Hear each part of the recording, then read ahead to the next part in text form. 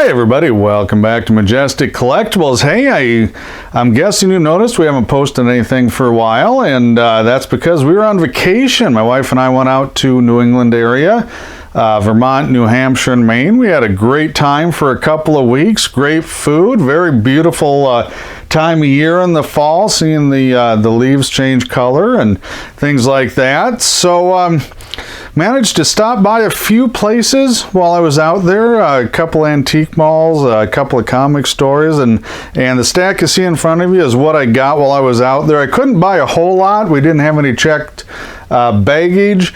I ended up going to the post office in Portland, Maine, which was about a mile from our hotel, and we boxed up a couple of things, items we'd bought, souvenirs, and shipped them back, so we didn't have to worry about them breaking or something like that on our carry-on luggage. So the first stack here, I picked this up in Woodstock, Vermont.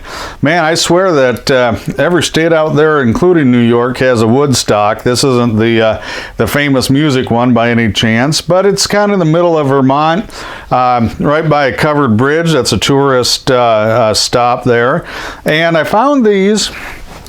These were all in one bundle for 20 bucks. I broke them down because they didn't fit in the shipping box real well. And I was on the phone with my friend Chad from Collectibles, and these are Chad. So Chad here, I'm finally going to show them to you. This is what you get. I couldn't see them individually. All I could see was the spines there, and the front and the back, and that's it, because these are all bundled together. So we'll go through them here quick. Obviously, they tried to sell them individually. I guess it just didn't work. So Chad, I hope you have better luck there. So we got 1966, that was the Packers, Ken Stabler, Billy Kilmer, Fran Tarkington, which is the lowest price book, so insert your Vikings joke here. After 50 years as a Vikings fan, yeah, I'm kind of making the same jokes. Bob Greasy's on the back. He did win a Super Bowl. And here we have, I believe that's Earl Campbell on there, 79 Houston Oilers. I didn't take them out of the individual sleeves, but they look pretty nice, to be honest with you. Paper quality looks real solid looking at the edges. There's Kenny Stabler. Let's see. Oh, yeah. Who's that guy from Chicago again? Oh, yeah, Walter Payton. That's right. Burt Jones, who was a pretty good quarterback for the Colts when they didn't have anything else. And then you have, I believe it was Pat Hayden and Tony Dorsett. So, some interesting. I've never seen these. I've never read them. I assume it's just like a kind of a kid's photo book. I really don't know what's in here on that. Roger Staubach with the Cowboys. There's that guy from Chicago again, Walter. Did okay. I believe that's Greasy again in 78. I think, is that right? I'm going to go look. I might be wrong about that. I watched them all. Yep, Bob Greasy. And there's another one, and that looks like the Bolts and the Oilers. That's got to be a fairly old one looking at their logos on there. I'm not sure if that's yeah, it must be post-merger anyway. Anyway, so I got that, 20 bucks for that stack. I picked this up at a little bookstore in Vermont. Tons and tons of used bookstores, even in the smallest villages out there. They didn't have a lot of comics. They had this though, and maybe you guys have seen it. Let me know. It's not old. A History of American Comics, Jeremy Dauber, and that's, did I get him? Yep, Rochester, Vermont. Sandy's Books and Bakery. The bakery was in the house next door, and it smelled really good, but not supposed to have that stuff. But I bet you it was fantastic. And I was going to look, I believe it was a 2022. Let me see. Here we go. On the page. I think it was a 2022, yeah, on there. So, I don't know. Could be interesting. I think it's pretty dry reading unless you're a diehard fan kind of thing. It looks well researched. The indices and the references are pretty numerous in there, so that'll be interesting. I don't think I'm going to read it all at once, but hopefully it's good. If you know anything about the book, let me know. Oh, that was 35 bucks for that. I bought these. These aren't in order, but this is the last stop right before we flew out of Portland. My wife kind of put them into her luggage to try and keep them safe. There's no boards. These are the bags on there, and $115.39. No, they had 20% off, so I didn't spend that much. Let me see. Here's my receipt, and this was at let me get this right. Arundel or Arundel? Arundel? I'm not sure. I'm not sure how they pronounce that out there. Antiques, and that's Arundel, Maine. And that was probably about 30 minutes south of Portland, not too far from Kennebunkport, I should say. And let's see, the Tales of the Unexpected was $92 after the discount, and the Mighty Thor, which is actually a tale or Journey into Mystery, was $31.20. I do not see a lot of these single-digit DC sci-fi books, and I'm going to try and get this off. This is really tough without backing boards. You would think if somebody's, asking this much money for it, they could afford to slap a backing board in it, but they didn't. So this one I'm keeping.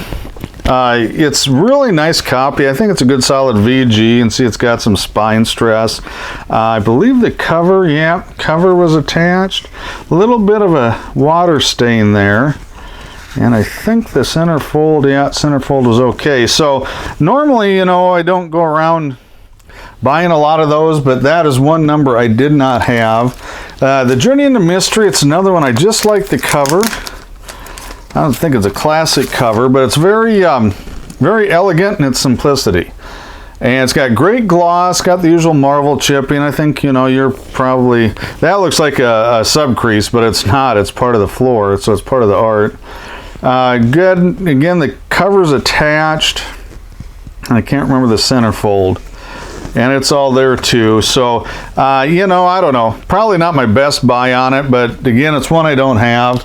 Well, I don't think I have that one. I'm pretty sure I don't.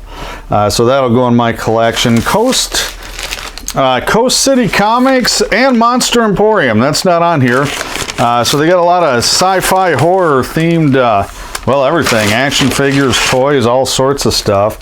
This was in Portland, Maine. I'm going to see if I have I thought I had a card, but maybe it fell out, or maybe it's just buried in here. Not a super big store. But they did have some fun stuff in there. I would say Copper Age and newer, and mainly newer. Had superhero, but not much Copper Age. Pretty much all modern, current kind of stuff. So decent copy there for $10. I probably have it. I don't remember. This is a reprint, not an original. But it's an early reprint. It's kind of one. They didn't make a lot of them. There's only a few of these issues. I know I've got a couple, but I don't see them a lot anymore. So I thought, well, I'll get that. This I kind of picked up. Cam and I and Abby even, but mainly my son and I were Godzilla fans, and they had a lot of G-Fan magazines, and they're not old. They're, let me see, 2022, 2019, 2021. So since I had the van, I had to get a Ghidorah cover. Well, okay, 2 Ghidorah covers. And I believe that's Megalon on there. So just some fun reader stuff. Nothing super expensive. What is that? 10... I'm just adding up here. 12, 22. So, $35 maybe. At Coast City Comics there in Portland. This was from, I believe this is Casablanca. You might have seen these if you were following me on Facebook, because I was posting things fairly often on Facebook during my travels. Let me see. I suppose I could have shot a video on my phone, but that's kind of a pain in the butt. Yeah, this is all from Casablanca, and this is also, what the heck? Right there in Portland, Maine.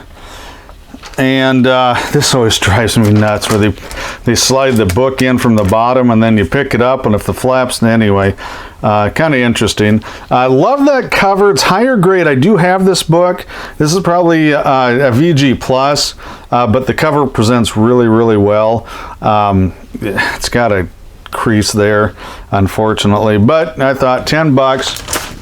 It's better than one I got. Another one I don't see a lot. Here's kind of a, you know, he had multiple copies of this, probably 4 or 5 copies of this Giant Size Man Thing 3, but it's a great cover on there. Of course, they put that sticker probably right on what the point of that was on that. But it is a great cover, and this is a little higher condition book, probably find a VF on there, which it should be when it's this new. But again, one of my favorite covers as a kid, and I know that's better than the one I have. So baffling, and not just talking about myself, I know I can be baffling. Asked for some pre-code horror. They didn't have it on the floor, but he went back and about 10 minutes later brought me out a couple. And this is 1952, number 12, top staple on the cover is detached. I think the centerfold was okay. Yeah, it was all right on this. So I had 125 is what he was asking for this, and I thought, man, that cover presents so fantastically well. And this is one I've got a couple copies of, but they are really battered, so that is by far the nicest copy, so I grabbed that.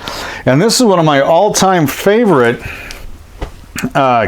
covers, pre-code horror covers. Now, I'm not taking this one out because it's split in half all the way along the spine. Big problem with comics from this era is brittleness, and you see there's a little bit of a piece missing up there. But overall, again, the cover presents fantastically well. And so that's why I grabbed it. 75 bucks. Okay, so with the baffling, that was 200, and the other 2 books I think it was like 140-ish with the governor and tax title license and all that on there. So again, I wish this was higher grade with the cover still, you know, attached to itself, but you take them when you can get them. They're just not that hard to or easy to find. And I looked all over out there. Every shop I stopped, I was asking for sci-fi horror pulps. Found just a few amazing stories that were newer that I already had. Really, yeah, just really didn't see them, which astonished me because I've always had really good luck out there prior to that. Now here, let me get this. There we go, so it doesn't fall apart everywhere. Oh, there's my card. Here's the Vermont Antique Mall. And this is in, again, I apologize if I mispronounce it, Quechee, Vermont. And here's another pamphlet for it. It wasn't a super big antique mall, you know, but it was a lot of fun stuff in there. And so it's something, if you're heading that direction, definitely want to check it out. This came, and I didn't get the card. It was from a little antique mall in Burlington, Vermont. First day I was there, I believe.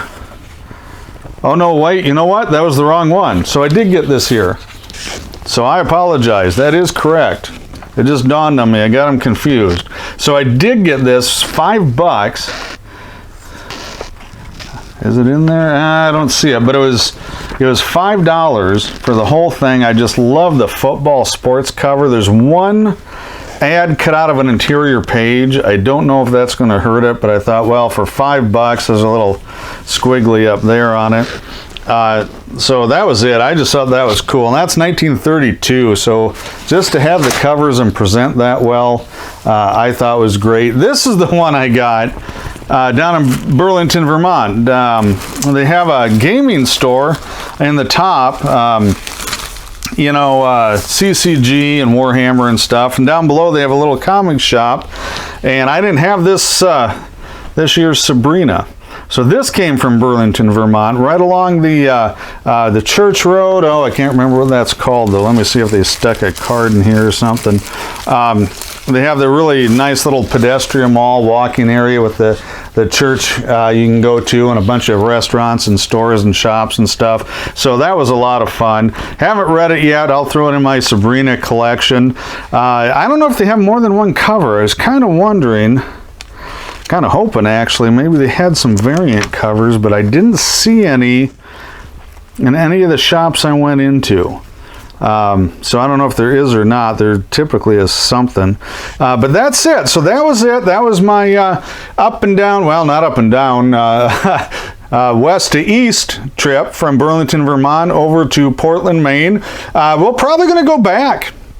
Not next year. I think next year we're heading up to the other Portland in the Oregon area. We're going to try and pick up Washington, Oregon, and Alaska. So if anybody has any good comic stores or antique malls for me to stop at up in the Pacific Northwest area, hey, let me know. Give me a shout. Who knows? I'll do a little video if I manage to find anything or buy anything on it. So that's it for now. Got a couple more videos coming up. Be sure you hit like and check subscribe, and thanks for watching.